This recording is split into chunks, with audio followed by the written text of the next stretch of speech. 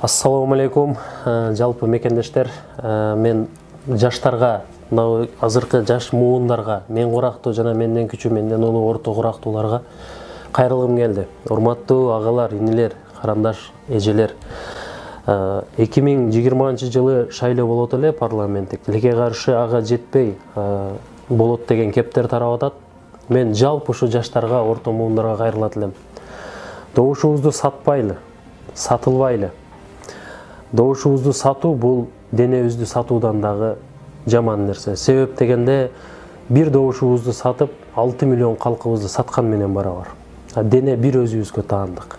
Ошон үчүн жалпы кыргыз элине чыккынчылык кылбай, келечекте жакшы өлкө, жакшы муунга бир жерибизди калтыруу максат болсо ар бириңиздерде, анда добушубузду сатпайлы.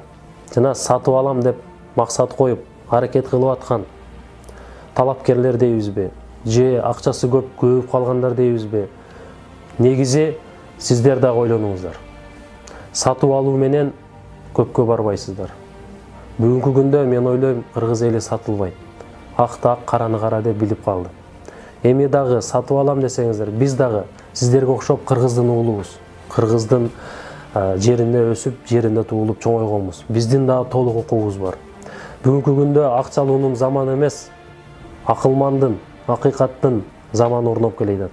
Биз илгерки ата-бабаларыбыздай акыйкат, адилет болуп, акты ак деп, караны кара деп, тазалыкка үндөп, адилеттүү жаштарга өөлгө түзүп бир үлгү болгубуз келет.